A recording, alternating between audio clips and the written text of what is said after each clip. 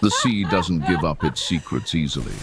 Not the deep, cold waters of the North Pacific, not the endless miles of rugged Alaskan coastline, and certainly not the truth about what happened to the Caldwell twins.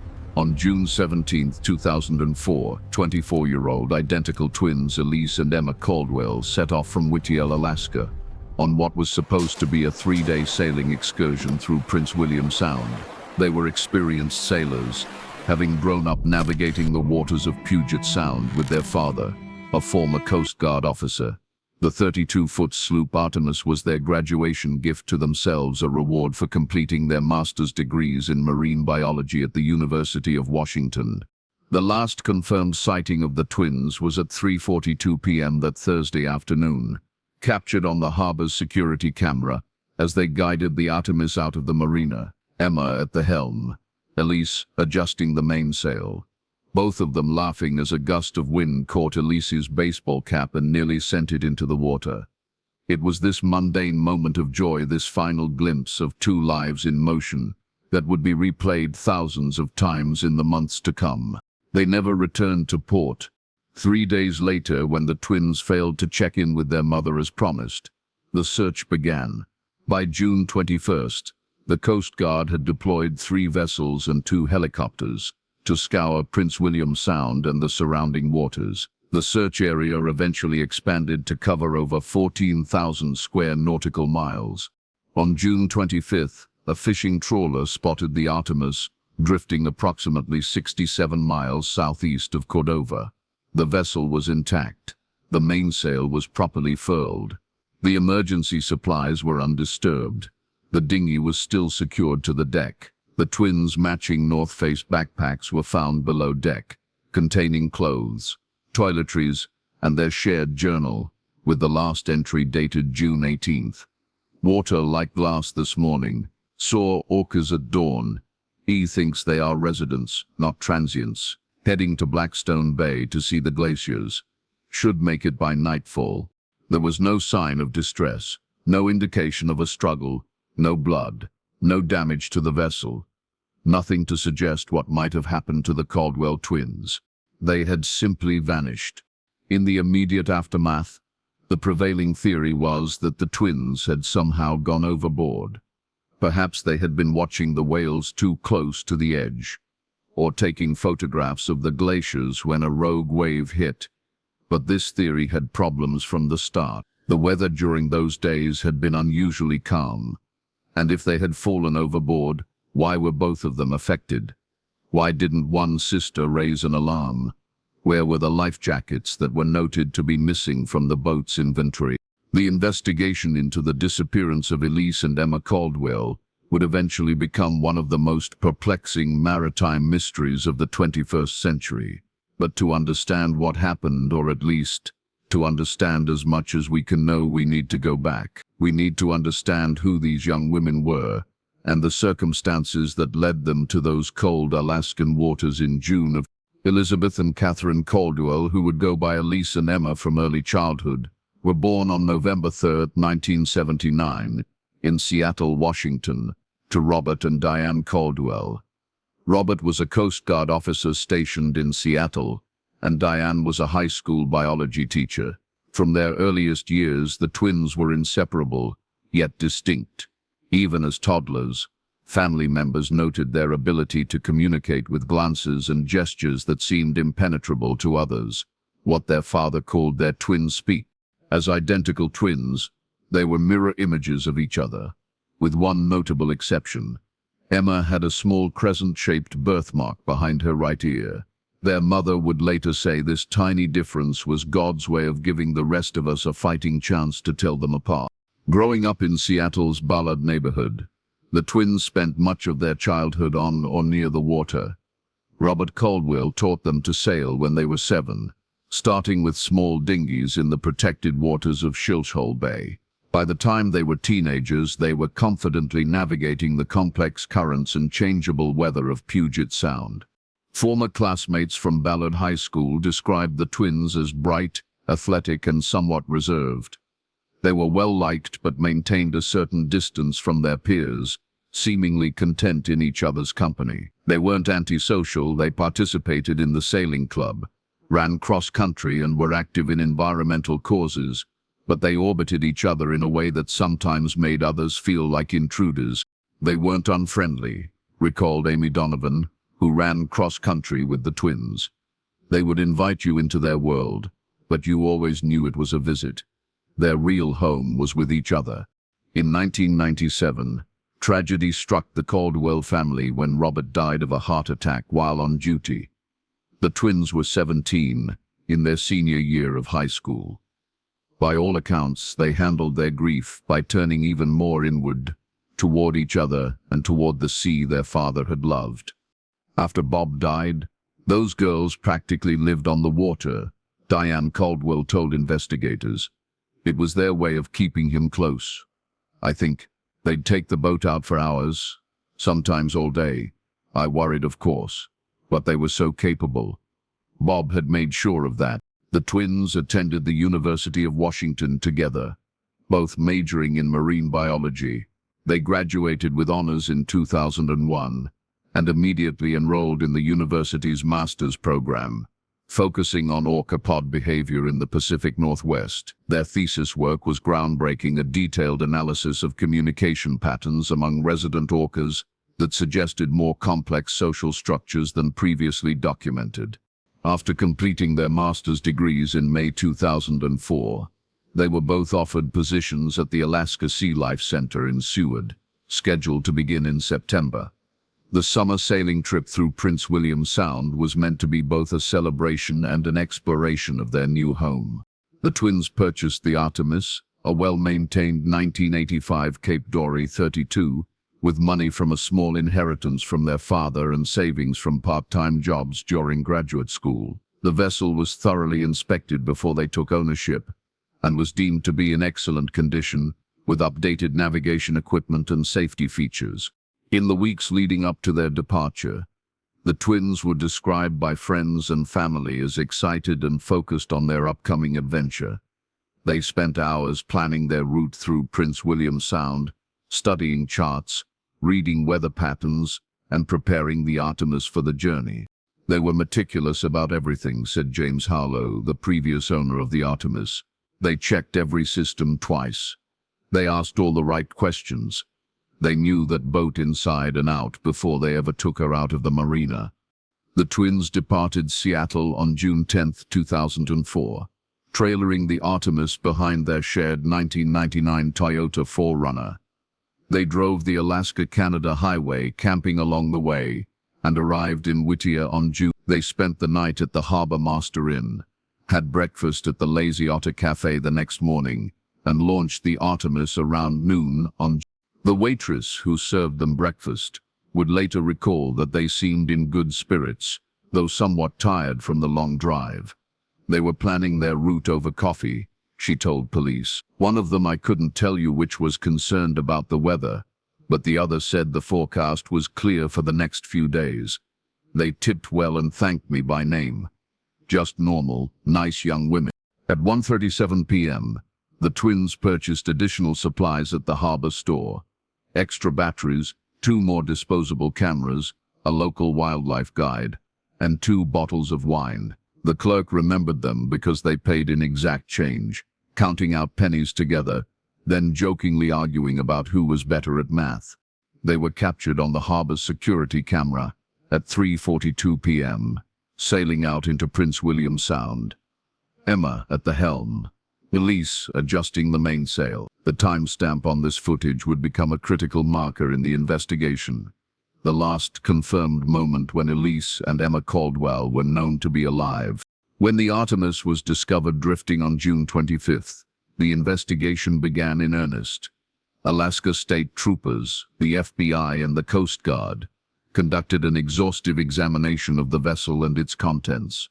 What they found and what they didn't find only deepened the mystery.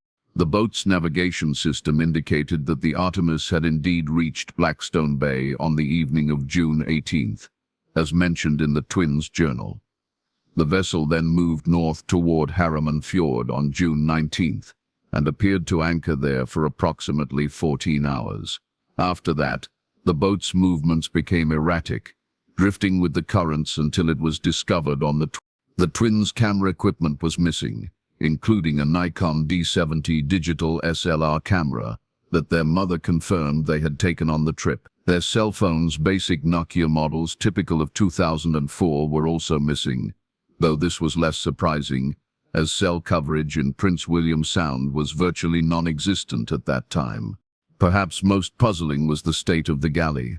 It appeared that a meal had been prepared but not eaten. 2 plates were set out, pasta was in a colander in the sink, and an open bottle of red wine stood on the counter with 2 empty glasses beside it.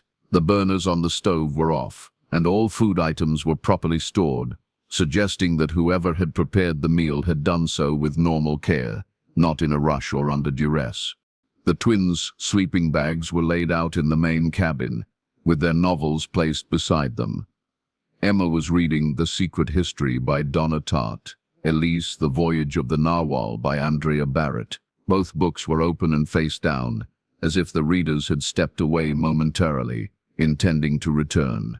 Weather records for the area showed no significant storms or unusual conditions during the time the twins were sailing.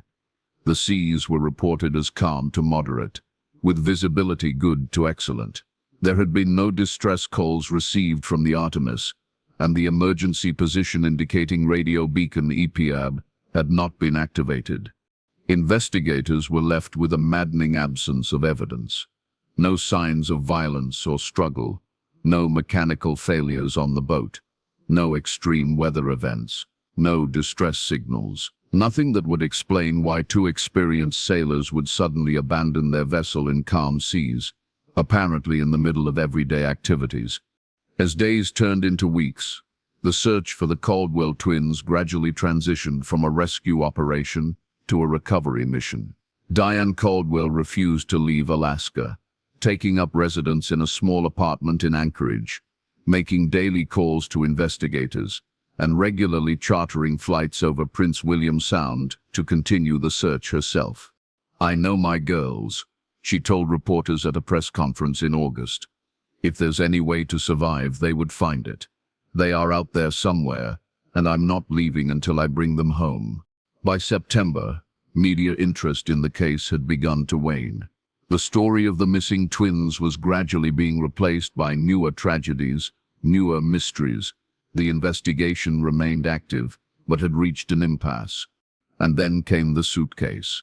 On April 22, 2005, exactly 10 months and 5 days after the twins disappeared, a brown leather suitcase washed ashore near Yakutat, Alaska, approximately 20 miles southeast of where the Artemis had been found drifting. The suitcase was discovered by local resident Harold Taggart, who was walking his dog along the beach.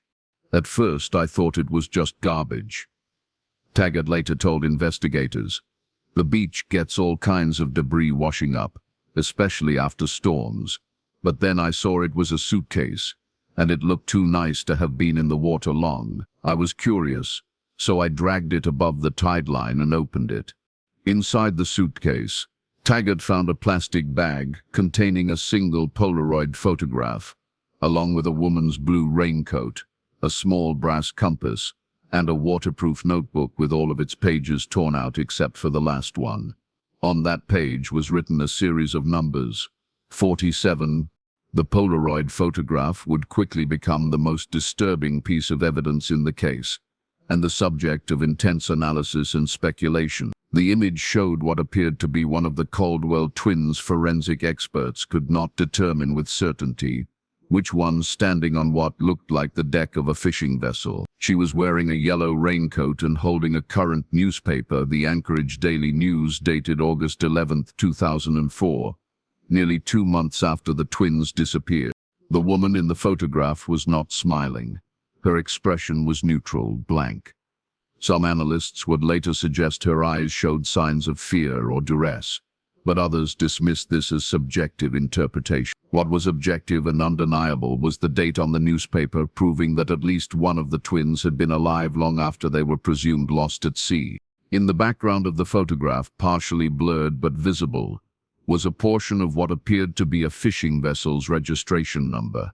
This partial identification would send investigators scrambling to identify every fishing vessel in Alaska with a registration number containing those digits.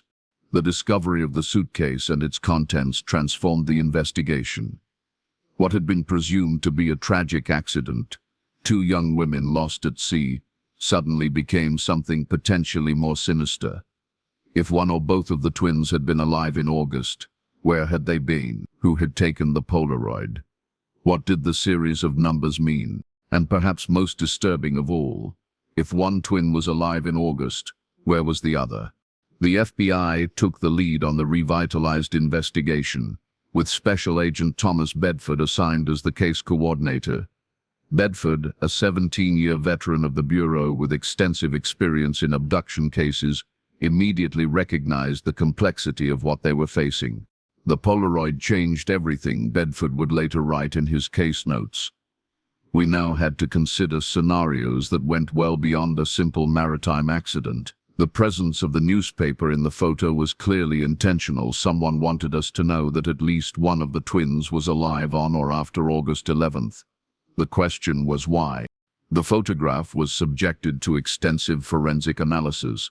The paper was confirmed to be genuine Polaroid 600 film, a type still commonly used in 2004-2005, despite the growing popularity of digital cameras. The development chemistry indicated that the photo had been taken within the time frame suggested by the newspaper date. Image enhancement confirmed that the newspaper was indeed the August 11, 2004 edition of the Anchorage Daily News, with the main headline about Alaska's salmon harvest visible. Analysis of the partial boat registration number AK-847 yielded 7 to 3 possible matches across various types of vessels registered in Alaska. Investigators began the painstaking process of contacting the owners of each vessel, checking their whereabouts during the summer of 2004, and requesting permission to inspect the boats.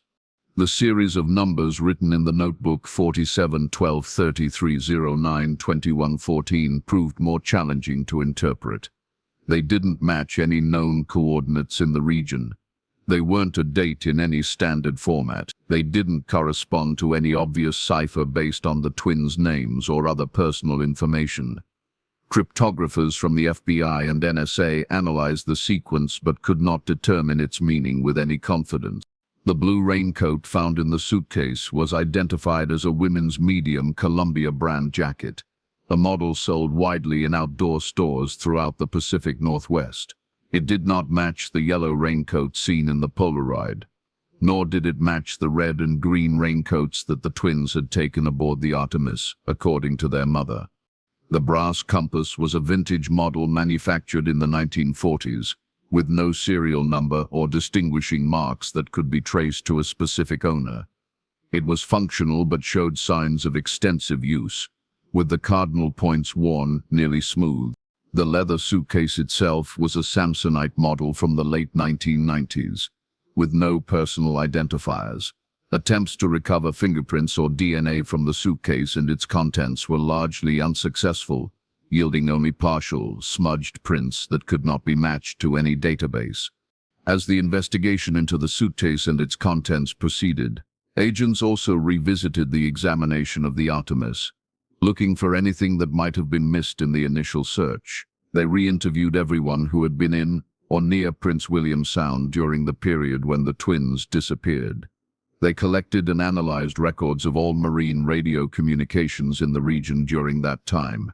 One potentially significant discovery came from the harbor master at Whittier. In reviewing harbor records, investigators found that a 47-foot fishing trawler named the Northern Star had departed Whittier on June 18, 2004, the day after the twins set sail, and had not returned to any Alaskan port until September 3rd, when it docked in Kodiak. The vessel's registration number was AK-84. The Northern Star was owned by William Cobb, a 58-year-old commercial fisherman, with residences in both Kodiak and Seattle. Initial background checks revealed that Cobb had a record of minor maritime violations, mainly fishing in restricted areas and underreporting catches, but no history of violent crime or personal misconduct. When contacted by investigators, Cobb acknowledged that he had been fishing in Prince William Sound during June 2004, but denied any knowledge of or contact with the Caldwell twins. He claimed that he had spent most of the summer working his way gradually southwest from Prince William Sound toward Kodiak, following the salmon runs. He stated that he had been alone on the vessel for the entire season, which was not unusual for experienced fishermen. Cobb allowed investigators to inspect the Northern Star, but insisted on being present during the examination. The vessel had been thoroughly cleaned since the previous season. As Cobb explained was his normal practice, luminol testing revealed no evidence of blood or other biological fluids.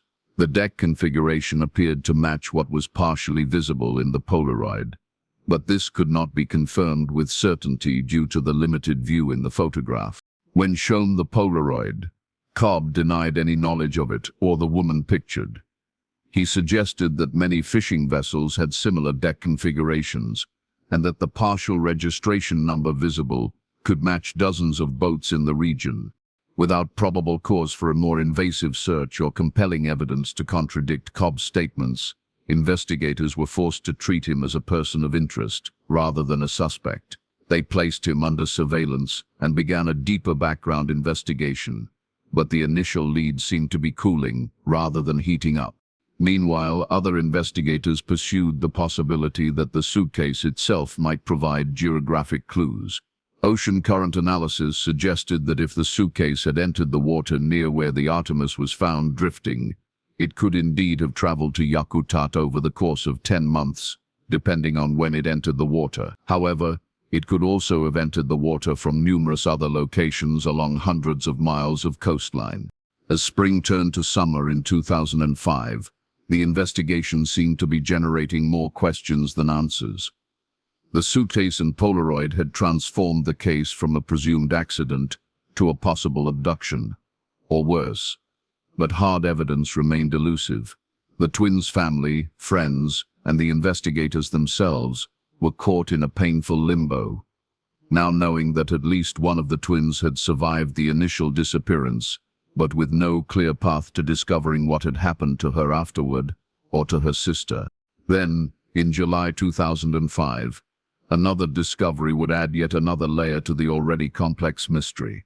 On July 7, 2005, a commercial fishing vessel operating in the Gulf of Alaska, approximately 100 miles south of Kodiak Island, pulled up something unexpected in their nets, a waterproof camera case containing a partially destroyed Nikon D70 digital camera.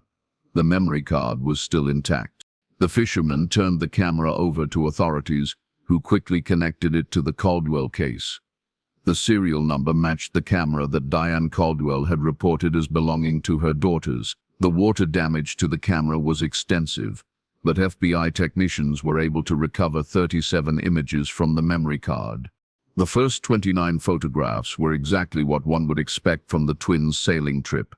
Shots of orcas breaching near the boat, stunning views of glaciers carving into the sea, selfies of the twins together on the deck of the Artemis, and scenic landscapes of Prince William Sound. These images were time-stamped between June 17 and June 19, 2004, consistent with the known timeline of the twins' journey. The final 8 photographs, however, were different. They were taken on June 19th, between 9:37 p.m. and 9:44 p.m. around sunset at that latitude in June. The images showed a larger vessel approaching the Artemis. Due to the fading light and distance, the approaching boat was little more than a silhouette, but it appeared to be a fishing trawler, approximately 40-50 feet in length. The last photograph, taken at 9:44:13 p.m., showed the vessel much closer to the Artemis, with what appeared to be 2 figures visible on its deck. The image was grainy and somewhat blurred, suggesting that it might have been taken in haste or under unstable conditions. Enhanced analysis could not provide clear identification of either the approaching vessel or the figures on its deck. These final photographs provided the first tangible evidence that the twins had encountered another vessel before their disappearance. The timing was significant. The Artemis had been anchored in Harriman Fjord at the time, according to its navigation system. The approaching vessel must have deliberately sought out the twins' sailboat. This was not a chance encounter on the open water. Special Agent Bedford immediately connected this new evidence to the partial registration number seen in the Polaroid and the previously identified Northern Star. However, comparison of the silhouetted vessel in the photographs with known images of the Northern Star was inconclusive. The angle and lighting conditions made positive identification impossible. William Cobb was brought in for additional questioning. When confronted with the recovered photographs, he again denied any contact with the Caldwell twins or their vessel. He provided records indicating that he had been fishing near Montague Island on June 19th. Approximately 70 miles from Harriman Fjord. These records included sales receipts from a processor vessel that had purchased his catch on June 20th, which seemed to corroborate his claimed location. However, investigators noted that it would have been physically possible for Cobb to have traveled from Harriman Fjord to Montague Island overnight, particularly if he had left immediately after the encounter photographed by the twins. The timeline was tight, but not impossible. The recovered camera added a crucial piece to the puzzle, but like every other piece of evidence in the case, it raised as many questions as it answered. Who had approached the Artemis that evening? What had transpired during that encounter? How had the camera ended up in the water 100 miles south of Kodiak Island, hundreds of miles from where the twins had disappeared?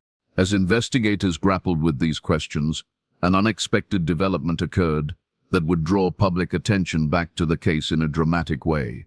On August 11, 2005, exactly 1 year after the date shown on the newspaper in the Polaroid, a package arrived at the Anchorage FBI field office.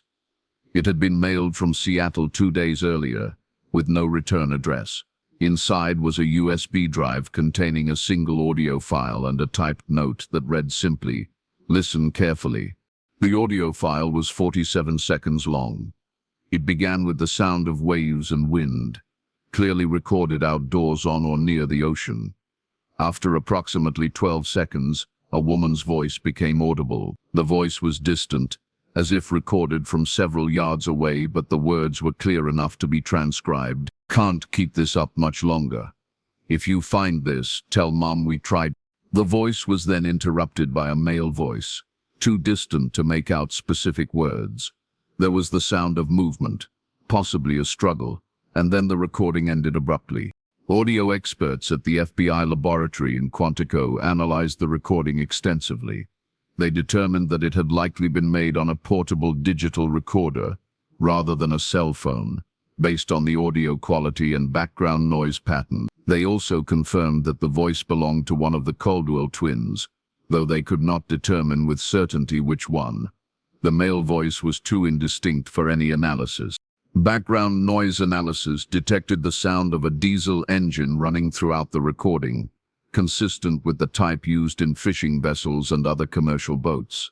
There were also faint mechanical sounds that suggested the recording had been made on a working vessel rather than a recreational sailboat, like the Artemis. The timing of the package's delivery exactly 1 year after the newspaper date in the Polaroid was clearly not coincidental. Someone was deliberately releasing evidence on a schedule of their own choosing, for reasons that remained obscure. The audio recording triggered another wave of media attention. The haunting fragment of the twins' voice, apparently confirming that she was being held against her will, transformed public perception of the case. What had been a mysterious disappearance was now unquestionably a crime, though whether it involved kidnapping, human trafficking, or murder remained unclear. Diane Caldwell, who had never wavered in her belief that her daughters were still alive, seized on the recording as proof. "That's Emma's voice," she told reporters, with absolute certainty. "She's alive, or at least she was when that recording was made. And if she's alive, Elise might be too. We need to find them now." The FBI, while more measured in their public statements, privately agreed with Mrs. Caldwell's assessment that the voice likely belonged to Emma, based on subtle speech patterns and vocal characteristics noted by family members. This identification was not conclusive, but it was consistent with a theory that had been developing among the investigative team. The working hypothesis, still largely circumstantial, but increasingly supported by the evidence, was that the twins had encountered another vessel on the evening of June 19, 2004. Whether through force or deception, they had been removed from the Artemis, which was then set adrift. At least one of the twins, likely Emma, based on the audio analysis, had remained alive through August 11, 2004, and possibly beyond. Her fate after the audio recording and the fate of her sister remained unknown. The key questions now were who had taken the twins, and why. The investigation increasingly focused on the commercial fishing industry in Alaska, which in the early 2000s was a world unto itself, largely male, often isolated for months at a time, operating in remote waters with minimal oversight. William Cobb remained a person of interest, but investigators were also exploring connections to broader criminal networks. The waters between Alaska and Russia had long been known as routes for various forms of smuggling drugs, weapons, and sometimes people. Could the twins have witnessed something they weren't meant to see? Could they have been taken because of what they knew, or simply because they were in the wrong place at the wrong time? As summer turned to fall in 2005, the investigation continued on multiple fronts. Agents interviewed hundreds of fishermen, dock workers, and others connected to the maritime industry in Alaska. They traced the movements of every vessel known to have been in Prince William Sound. They monitored known smuggling routes and operators. Yet despite these efforts, concrete evidence remained elusive. The twins' disappearance had become a case defined by its fragments: a drifting boat, a mysterious suitcase, a disturbing Polaroid, a partial boat registration, a damaged camera, and 47 seconds of audio. Each piece suggested a narrative, but the complete story remained just out of reach. Then, in October 2005, a breakthrough came from an unexpected source. Jason Linwood had been working as a processor on Alaskan fishing vessels since dropping out of community college in 2001. It wasn't glamorous work gutting and packing fish in the cramped, blood-slick holds of commercial trawlers, but it paid well enough, and Linwood had few other prospects. He had worked on dozens of vessels over the years, moving from one to another as jobs became available. In the summer of 2004, Linwood had spent 2 months aboard the Northern Star, working for William Cobb. It was a miserable experience by his account. Cobb was demanding and volatile, the work was constant, and the boat was smaller than what Linwood was used to, making the close quarters even more claustrophobic. Linwood had been interviewed briefly during the initial investigation into the Northern Star, but he had told investigators that he had seen nothing unusual during his time on the vessel. Now, in October 2005, he contacted the FBI again, claiming that he had not been entirely truthful in his previous statement. According to Linwood's new testimony, he had been asleep in his bunk on the night of June 19, 2004, when he was awakened by the sound of the Northern Star's engine changing pitch. He looked out the small porthole and saw that they were approaching another vessel, a sailboat, that he now believed was the Artemis. Linwood claimed that Cobb had ordered him to stay below deck, saying that he was meeting with some researchers who might have information about where the salmon were running. Linwood had complied, but his curiosity got the better of him. He crept up to the deck and observed Cobb speaking with 2 young women on the sailboat. The interaction appeared friendly at first, with Cobb offering the women some fresh salmon and them accepting the gift. At some point, Cobb invited them aboard the Northern Star to see his sonar equipment, which he claimed could track fish shoals with remarkable precision, something that might interest marine biologists. Linwood stated that he returned to his bunk before the women came aboard, fearing Cobb's reaction if he was caught eavesdropping. He fell asleep again, but was awakened sometime later by what sounded like an argument. He heard a woman's voice raised in alarm, then a thud and silence. The next morning, Cobb was alone on the vessel, and the sailboat was no longer in sight. When Linwood cautiously asked about the researchers, Cobb told him sharply that they had returned to their boat and gone their separate ways. Cobb's manner was so threatening that Linwood didn't dare ask more questions. Over the next several weeks, Linwood noticed several unusual things. Cobb made a detour to a remote cove that wasn't on their usual fishing route. He spent hours in the vessel's small storage hold, which was normally used only for equipment, and on at least 2 occasions, Linwood thought he heard a woman's voice when Cobb believed he was asleep. Most disturbing of all, Linwood claimed that in early August, he had seen Cobb taking a Polaroid photograph of a young woman on the deck of the Northern Star. The woman was wearing a yellow raincoat and appeared dazed or drugged. Cobb had noticed Linwood watching and had threatened him, saying, "You see nothing, you hear nothing, or you will disappear just like they did." Linwood quit working on the Northern Star as soon as they reached Kodiak in early September 2004. He claimed that he had been too afraid to come forward with this information earlier, fearing retaliation from Cobb. What had changed his mind was seeing the recent news coverage about the audio recording, and recognizing the voice as belonging to one of the women he had glimpsed on the Northern Star. Investigators approached Linwood's belated testimony with appropriate skepticism. It conveniently filled in many of the gaps in the case, perhaps too neatly. Moreover, background checks revealed that Linwood had a history of substance abuse and had been arrested twice for making false statements to police in unrelated matters. However, certain aspects of his story aligned with evidence that had not been made public, such as the detail about the yellow raincoat in the Polaroid. And when shown photographs of various fishing vessels, Linwood correctly identified the Northern Star without prompting. Based on Linwood's testimony and the accumulated evidence, investigators obtained a warrant to conduct a more thorough search of the Northern Star, which was docked in Seattle for the winter. Cobb was placed under surveillance while the search was conducted. The search of the vessel took place on October 17, 2005. Forensic teams spent 2 days going over every inch of the boat, removing panels, testing surfaces, and collecting samples. The results were mixed, but significant. Luminol testing revealed traces of blood in the storage hold, despite evidence of thorough cleaning. DNA analysis later confirmed that this blood matched Elise Caldwell.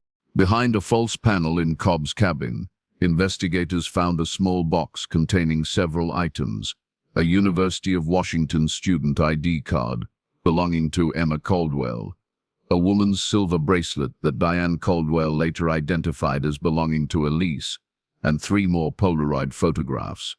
These photographs, unlike the one found in the suitcase, showed both twins. In the first image, they appeared to be unconscious or sedated, lying on what looked like the floor of the storage hold. In the second, Emma was alone, wearing the yellow raincoat, her expression vacant. The third showed Elise, clearly injured, with a bandage around her head, sitting on what appeared to be a bunk in the vessel's cabin. Perhaps most damning of all, investigators found a digital voice recorder hidden in the same compartment.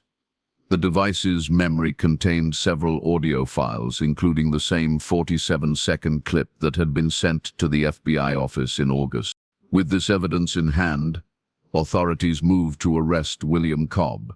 But when they arrived at his Seattle residence on the morning of October 19th, they found that he had fled. His truck was missing, and neighbors reported seeing him leave with several bags the previous evening. A manhunt was immediately launched. Cobb's photograph and description were distributed to law enforcement agencies across the Pacific Northwest and Alaska. Border crossings were notified.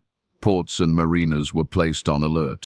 The search for William Cobb, now the primary suspect in the abduction and possible murder of Elise and Emma Caldwell, would become one of the largest manhunts in the region's history. But as days turned into weeks with no sign of him, investigators were forced to consider the possibility that he had escaped, perhaps on another vessel, perhaps to Canada or even Russia. And still, the ultimate fate of the Caldwell twins remained unknown. Were they alive, being held somewhere by Cobb or his associates?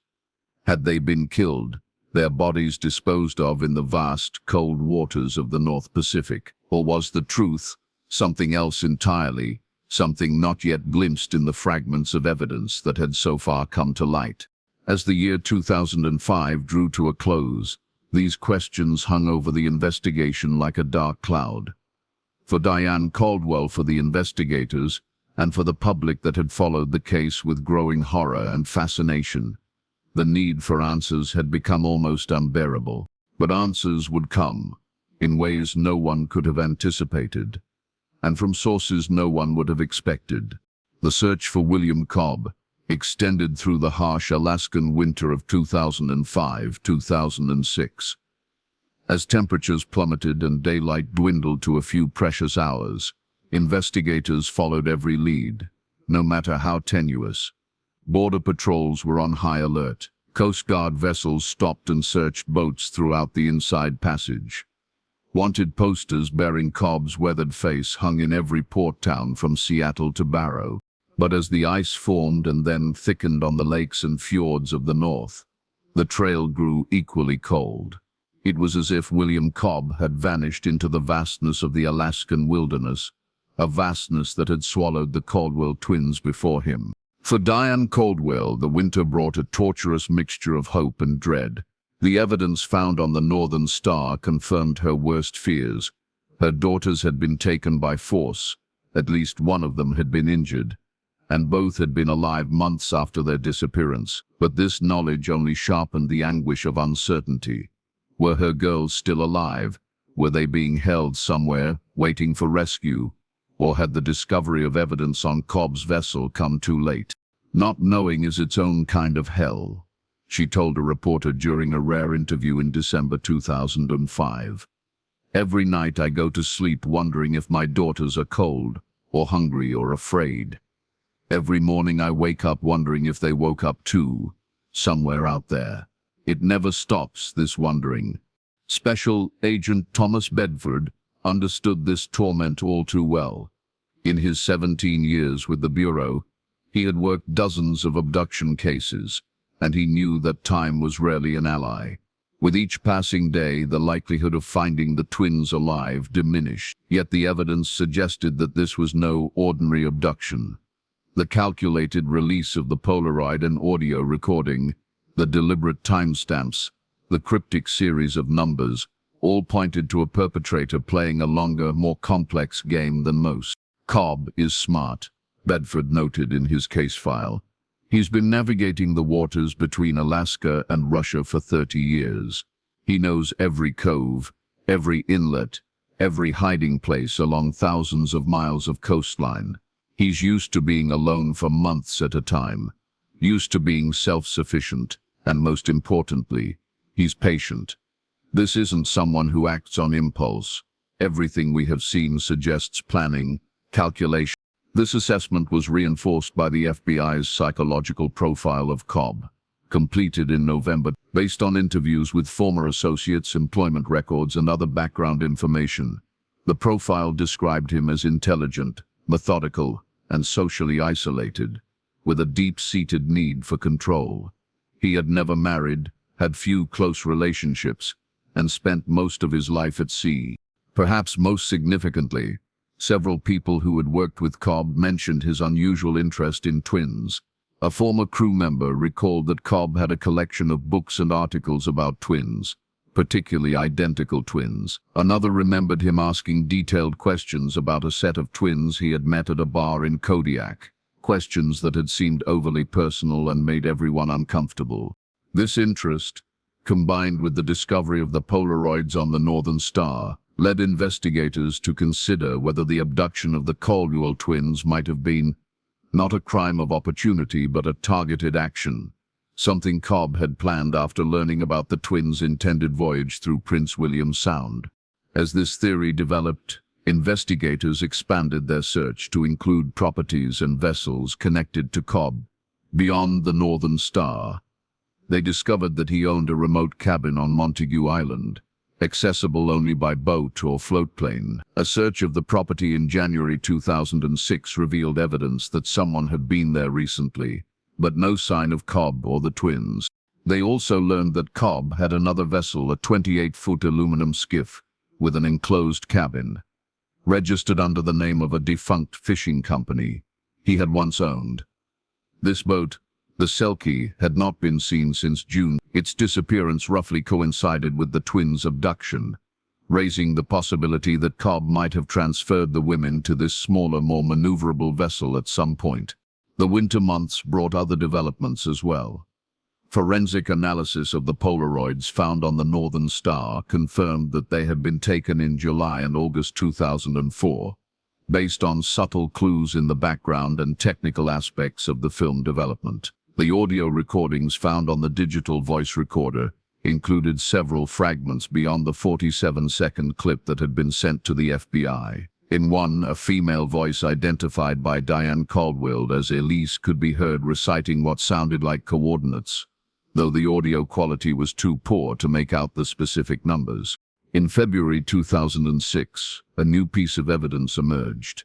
A commercial pilot flying over the Gulf of Alaska spotted what appeared to be a small boat adrift, approximately 60 miles south of Kodiak Island. The Coast Guard investigated and found the vessel to be the Selkie, Cobb's missing skiff. The boat was in poor condition, its hull damaged and its cabin partially submerged. There was no sign of Cobb or anyone else on board. However, during the subsequent inspection, investigators made a chilling discovery. Inside a waterproof case hidden in a compartment beneath the helm, they found a handwritten journal. The journal was determined to belong to Emma Caldwell, based on handwriting comparison with her known writing samples. It contained entries dated from June 20th, 2004 through January 14th, 2005, nearly 7 months after the twins' disappearance. The entries were irregular, sometimes with weeks between them, and many were brief and fragmented, but together they provided the first real insight into what had happened to the twins after they encountered William Cobb on that June evening in Harriman Fjord. According to Emma's journal, Cobb had approached the Artemis under the pretense of warning the twins about a storm system that was supposedly moving into the area. He invited them aboard the Northern Star to look at his weather radar, claiming it showed the storm's approach more clearly than their own instruments would. Once on his vessel, he offered them coffee, which Emma believed was drugged, as both she and Elise quickly became disoriented and eventually lost consciousness. When they awoke, they were locked in the storage hold of the Northern Star. Their hands were bound, and the Artemis was nowhere in sight. Cobb told them that he had set their sailboat adrift, and that no one would be looking for them where he was taking them.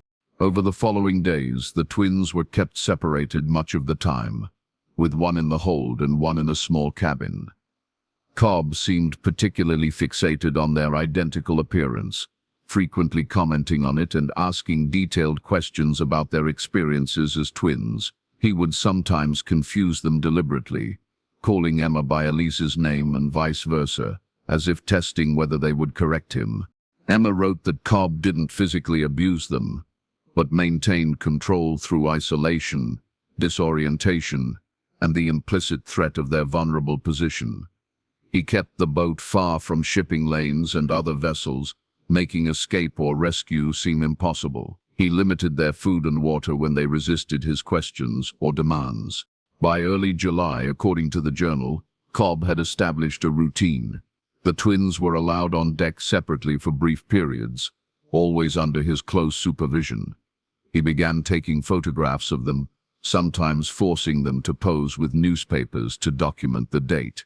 He recorded their voices, asking them to read passages from books or to describe their childhood experiences as twins.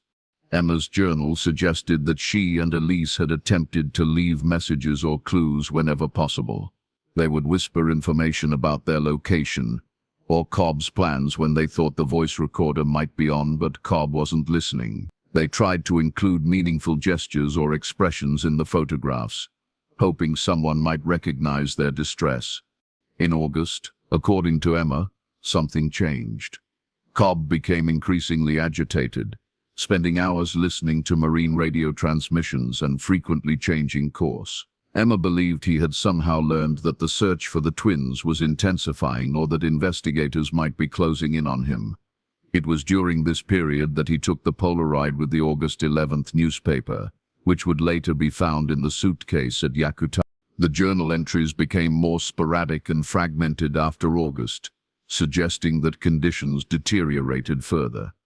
In September, Emma wrote that Cobb had transferred them to the smaller vessel, the Selkie, while anchored in a remote cove that she believed was somewhere near Montague Island. The entries from this period were particularly disturbing.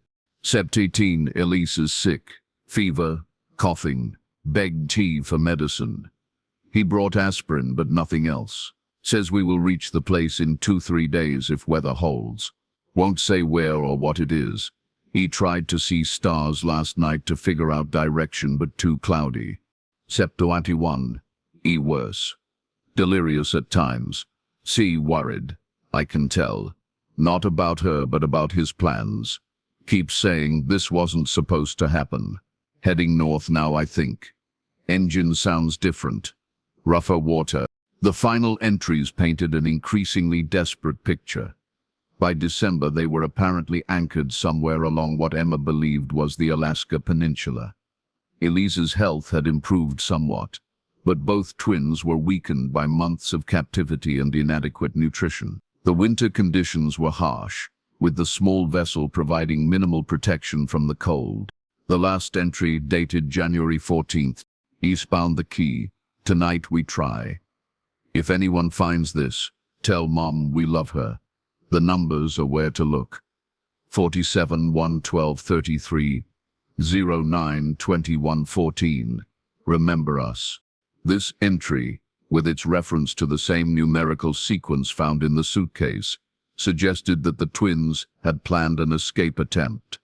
But what had happened afterward? Had they succeeded? Had they failed and faced consequences from Cobb? The journal ended abruptly, offering no resolution, only another piece in the increasingly complex puzzle. The discovery of Emma's journal transformed the investigation once again. It provided confirmation of what had been suspected, that William Cobb had abducted the twins and kept them captive for months. But it also raised new and urgent questions about their fate. After January, the reference to the numbers are where to look finally provided context for the mysterious sequence that had been found in the suitcase, 47 12 33 and 9 21 14. Investigators now believed this might be a location, though not in any standard coordinate format. Various interpretations were considered and tested, including the possibility that the numbers represented a code based on the twins' marine biology background or some system known only to them and their mother. Diane Caldwell, when consulted about the numbers, suggested that they might relate to the system she and her husband had taught the twins for remembering coordinates when sailing, breaking the degrees, minutes and seconds into pairs of numbers, rather than the standard notation. Using this interpretation, the sequence could represent two coordinates. The first coordinate, 47 1 12 33, would place a location in the northern Pacific, potentially along the Alaska Peninsula as Emma's journal had suggested. The second coordinate, 9 1 12 14, was more problematic, as it would place a location in the central Pacific near the equator, thousands of miles from Alaska. After further consultation with oceanographers and navigation experts, a new theory emerged.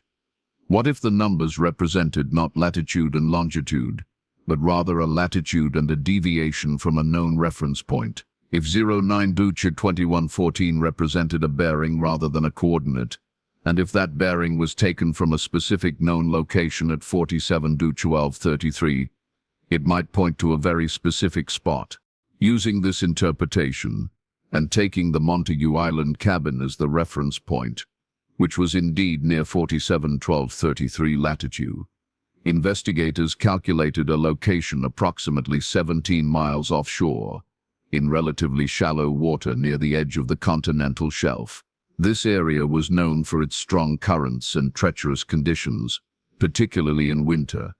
In March 2006, as soon as weather conditions permitted, an underwater search of this location was conducted using side-scan sonar and remote-operated vehicles, ROVs. The search revealed the wreckage of a small vessel on the seafloor, approximately 180 feet below the surface. Further investigation confirmed that it was the remains of a vessel consistent with the Selkie's specifications, though the hull was too damaged for absolute identification. ROV exploration of the wreckage found no human remains. However, divers recovered several items from the partially intact cabin, including a waterproof bag containing personal effects that Diane Caldwell identified as belonging to her daughters, a silver locket containing family photos, a University of Washington class ring, and a small notebook filled with what appeared to be poetry written in Elise's handwriting. The evidence suggested that the Selkie had sunk sometime in early 2005, possibly during the winter storms that had battered the region in January and February. Whether this was related to the escape attempt mentioned in Emma's final journal entry remained unclear. As investigators processed this new information, another unexpected development occurred. On April 3, 2006, a man fitting William Cobb's description was spotted at a small marina in Prince Rupert, British Columbia. Canadian authorities were notified and responded quickly, but the man had departed before they arrived. Marina staff reported that he had been living aboard a sailboat called the Lazarus for approximately 2 weeks, and had left abruptly after seeing a news report on the television in the marina's office. The description of the Lazarus matched that of a 36-foot sloop that had been reported stolen from a marina near Seattle in February. Canadian authorities issued an alert for the vessel along the British Columbia coast, and the FBI coordinated with the Royal Canadian Mounted Police to expand the search for Cobb into Canadian waters. 2 weeks later, on April 17th, the Lazarus was found abandoned near Hideout, formerly the Queen Charlotte Islands, off the coast of British Columbia. There was evidence that someone had been living aboard the vessel recently, but no sign of Cobb himself. Among the items found on the sailboat was a marine chart, with several locations marked in red ink, including the approximate area where the Selkie's wreckage had been discovered. This suggested that Cobb was aware of the ongoing investigation and was staying one step ahead of authorities. It also raised the disturbing possibility that he might be returning to locations connected to the twins, perhaps to eliminate evidence or for more personal, psychological reasons.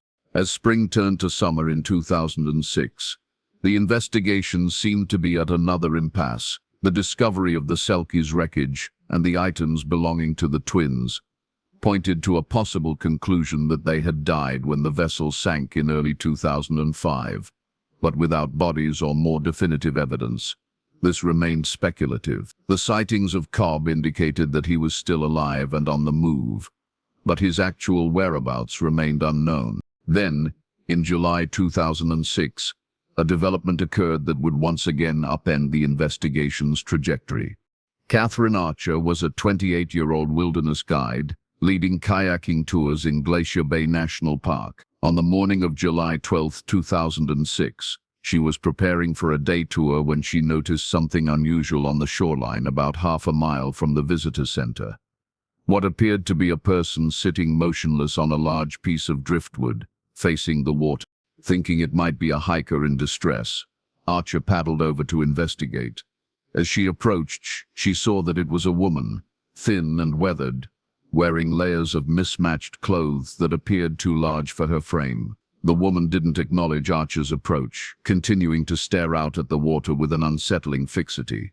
"Hello?" Archer called out when she was about 30 feet from shore. "Are you okay?" The woman turned slowly. Her face was gaunt, her hair matted and sun-bleached.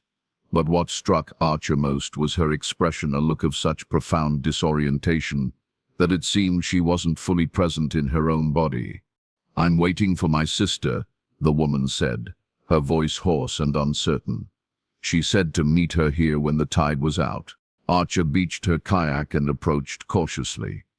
As she got closer, she noticed a small crescent-shaped birthmark behind the woman's right ear. Later, Archer would tell investigators that in that moment, something clicked in her mind, a connection to a news story she had followed with particular interest, because she had once been a marine biology student herself. With a shock of recognition, She realized who she was looking at. "Are you Emma Caldwell?" she asked gently. The woman's eyes widened, and she began to tremble. "How do you know my name? Did my sister send you? Is Elise okay?" Archer helped the clearly disoriented woman to the visitor center, where park rangers contacted authorities. Within hours, FBI agents were on site, and Diane Caldwell was on a flight to Juneau. The woman was indeed Emma Caldwell, alive, but profoundly traumatized and in poor physical condition. She was immediately transported to a hospital in Juneau, where doctors determined that she was suffering from malnutrition, exposure, and what appeared to be the psychological effects of prolonged captivity and isolation. She had several partially healed injuries, including a fracture in her left arm that had never been properly treated. When Diane Caldwell arrived at the hospital that evening, the reunion was both joyful and heartbreaking.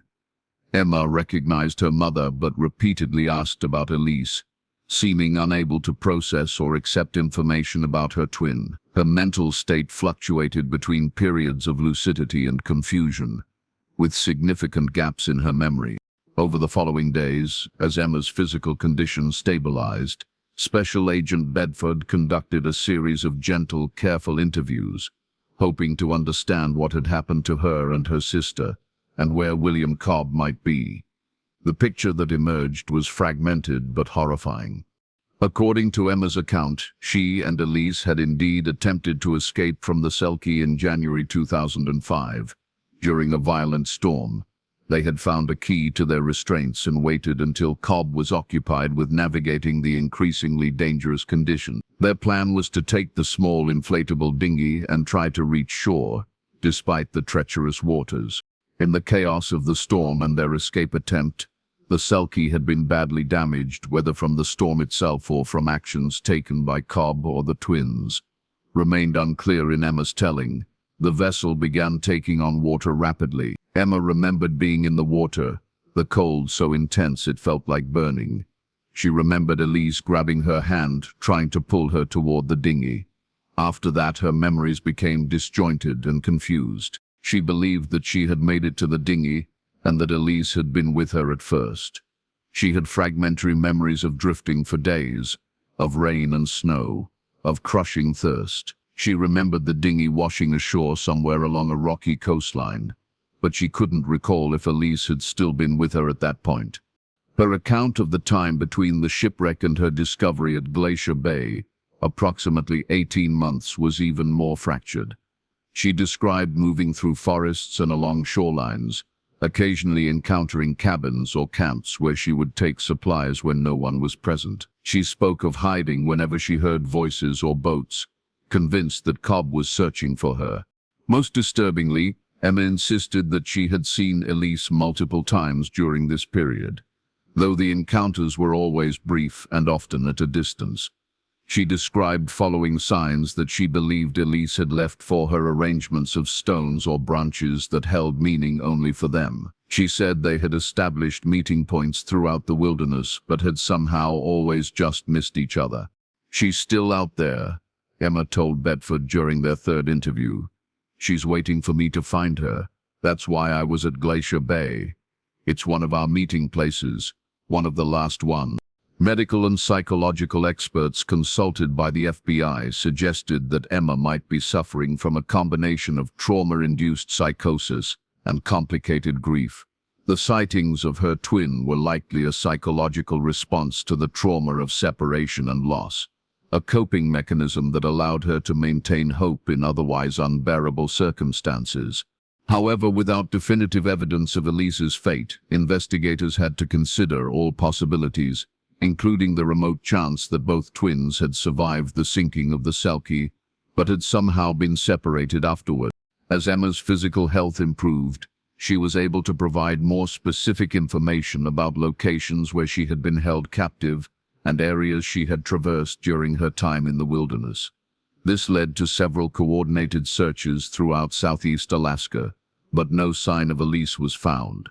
Emma also helped investigators create a more detailed psychological profile of William Cobb. She described his obsession with the twins' identical nature, his detailed questioning about their mental connection, and his various tests to determine if they could sense each other's experiences when separated. He was disappointed when we couldn't read each other's minds, Emma said. He kept saying we weren't true mirrors yet, but that he could help us become what we were meant to be. He said we'd thank him someday. Based on Emma's information, behavioral analysts theorized that Cobb likely suffered from a rare psychiatric condition involving delusional beliefs about twins, possibly stemming from his own unresolved trauma or identity issues. This made him extremely dangerous, as his delusions were sophisticated and deeply entrenched, driving behavior that was both predatory and meticulously planned. The search for both William Cobb and Elise Caldwell continued through the summer and fall of 2006.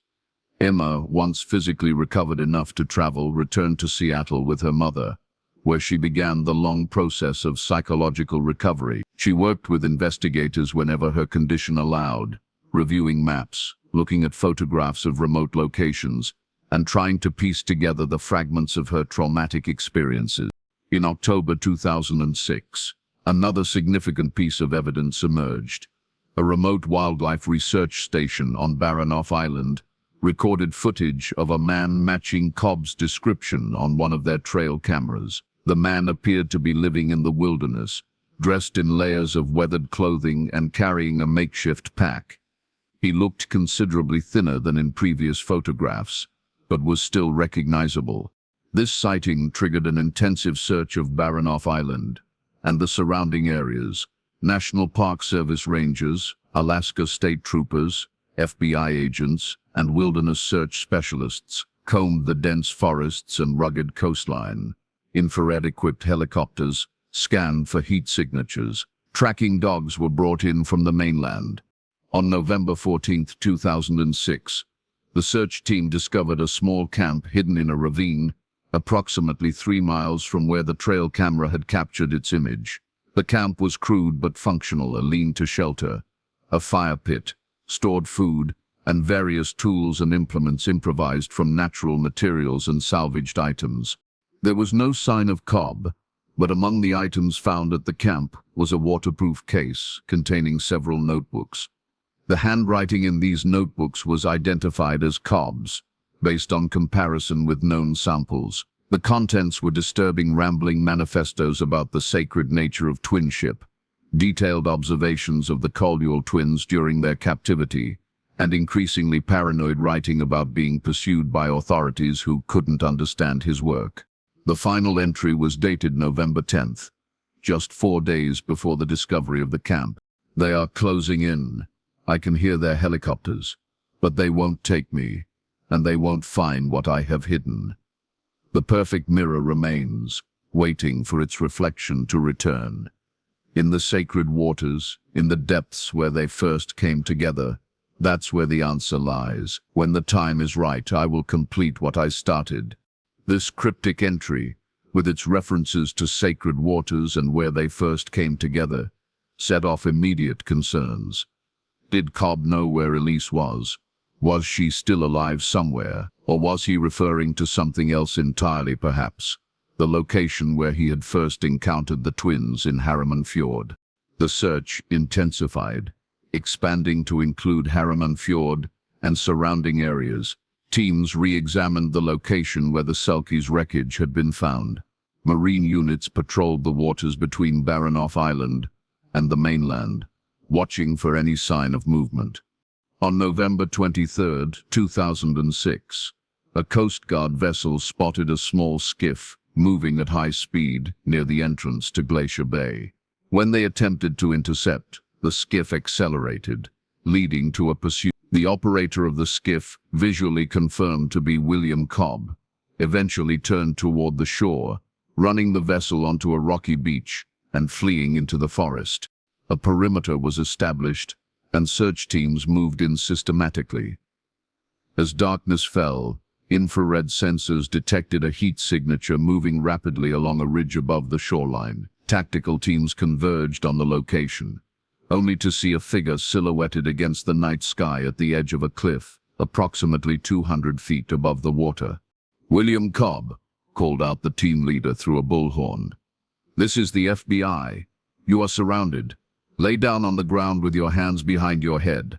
Witnesses would later report that Cobb stood motionless for several long moments, looking out over the water. Then, without warning, he turned toward the assembled officers, raised his arms as if in triumph or surrender, and stepped backward off the cliff. His body was recovered the following morning, approximately 50 yards from the base of the cliff where it had been carried by the current.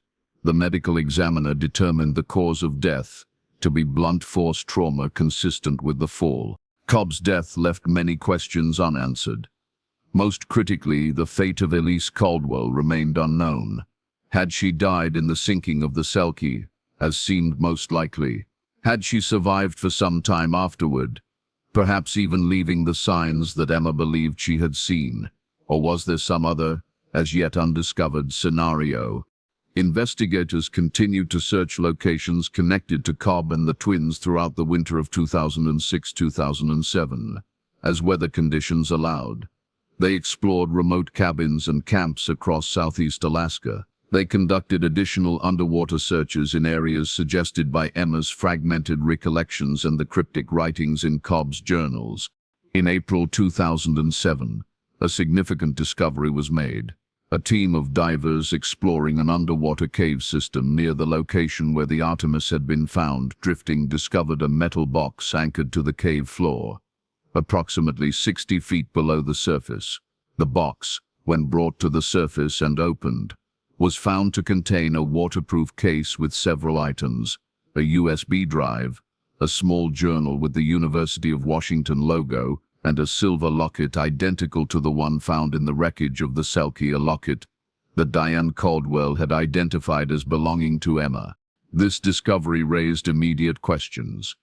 If Emma's locket had been found in the wreckage of the Selkie, how could an identical locket be in this underwater cache? Had Cobb obtained matching lockets for the twins, or was there some other explanation? The journal was confirmed to be in Elise's handwriting, with entries dating from June 20, 2004, through February 3, 2005. Several weeks after Emma's journal had ended, the content paralleled Emma's account in many ways but diverged significantly after January 14, 2005, the date of the attempted escape and the sinking of the Selkie. According to Elise's account, both twins had initially survived the sinking of the Selkie and had made it to the dinghy. However, the small craft had capsized in the violent seas, separating them. Elise had managed to reach shore alone and had spent several days searching the coastline for any sign of her sister before concluding that Emma had likely drowned. Elise described being recaptured by Cobb approximately 2 weeks later. He had apparently survived the sinking as well and had been searching the area with obsessive determination. After recapturing her, he had become increasingly erratic and violent, fixated on the idea that the twins' separation was a cosmic disruption that needed to be corrected. The final entry in Elise's journal, dated February 3rd, he says, "We are going to the sacred place tomorrow. The place where twins become one." I don't know what he means, but I know he's beyond reason now. I'm hiding this where he taught us to dive last summer, in the cave with the blue anemone. If you are reading this, please tell my mother and Emma, if by some miracle she's alive, that I love them. The coordinates in my locket lead to his final sanctuary. I overheard him talking about it. That's where this ends, one way or another. The USB drive contained a single video file, time-stamped February 4, 2005. The video, apparently recorded by Cobb, showed Elise standing on what appeared to be a remote shoreline. She looked exhausted and resigned, her eyes hollow. Cobb's voice could be heard off camera, rambling about the sacred union of identical souls and how separation is an illusion that must be corrected. The video ended abruptly after approximately 3 minutes, without showing what happened next. Forensic analysis of the footage suggested it had been filmed somewhere along the coastline of Chichagof Island, based on distinctive rock formations visible in the background. The locket, when examined, was found to contain not family photos like Emma's, but a small piece of paper with a set of coordinates written in tiny, precise numerals. These coordinates pointed to a location deep in the wilderness of Admiralty Island, approximately 60 miles from where Cobb had been last seen alive. In May 2007, a specialized search team was deployed to these coordinates. After a challenging 2-day trek through dense forest, they discovered a small cabin built into the side of a cliff, nearly invisible from most angles due to the surrounding vegetation. The cabin appeared to have been constructed over several years, with materials carried in by hand over great distances. Inside, investigators found evidence that Cobb had been using this location as a long-term hideout and storage facility. Among the items discovered were numerous journals documenting his increasingly delusional thoughts, maps of remote areas throughout southeast Alaska, and a collection of books about twins, many with passages highlighted and annotated. Most disturbing of all was a small room at the back of the cabin, accessible through a hidden door. This room contained what could only be described as a shrine. Photographs of the Caldwell twins arranged in elaborate patterns on the walls, personal items taken from them during their captivity, and a handmade book titled The Mirror Journey, containing Cobb's deranged philosophy about the mystical significance of identical twins. In the center of the room stood a glass case containing what appeared at first to be a medical specimen. Closer examination revealed it to be a preserved human hand, small and feminine. DNA testing would later confirm it belonged to Elise Caldwell. There was no other trace of Elise's remains, nor any clear indication in Cobb's writings of what he had done with her body. The final pages of his Mirror Journey manuscript contained only cryptic references to returning her to the waters and completing the circle where it began. This discovery, with its confirmation of Elise's death but lack of closure regarding her final resting place, was devastating for Diane and Emma Caldwell. For Emma, who had maintained hope that her sister might still be alive somewhere in the wilderness, the reality was almost unbearable. Her recovery, which had been progressing slowly but steadily, suffered a significant setback. In the months that followed, Emma gradually accepted the evidence of her twins' fate. With her mother's support and intensive therapy, she began to rebuild her life, a life now defined by the absence of the person who had been her constant companion since before birth. In November 2007, Emma and Diane Caldwell established the Elise Caldwell Foundation, dedicated to supporting search and rescue operations in Alaska and providing resources for the families of missing persons. Emma, drawing on her background in marine biology and her intimate knowledge of the Alaskan wilderness, began training search and rescue teams in navigation and survival techniques specific to the region. The case of the Caldwell twins was officially closed in December 2007, with Elise classified as deceased and William Cobb identified as her killer. The exact circumstances of her death remained undetermined, and her body was never recovered. The case file noted that due to the remote locations involved and the passage of time, a complete accounting of events may never be possible. But the story didn't end there. In August 2014, a decade after the twins' disappearance, Emma Caldwell was leading a wilderness training exercise for search and rescue volunteers near Glacier Bay, not far from where she had been found. During a break, she wandered away from the group, drawn to a familiar pattern of stones on a small beach, 3 stones in a triangle, with a 4th in the center, an arrangement she and Elise had used since childhood to mark special places. Following what appeared to be a series of these markers, Emma discovered a small cave in the cliff face, partially hidden by vegetation. Inside, scratched into the rock wall, was a message.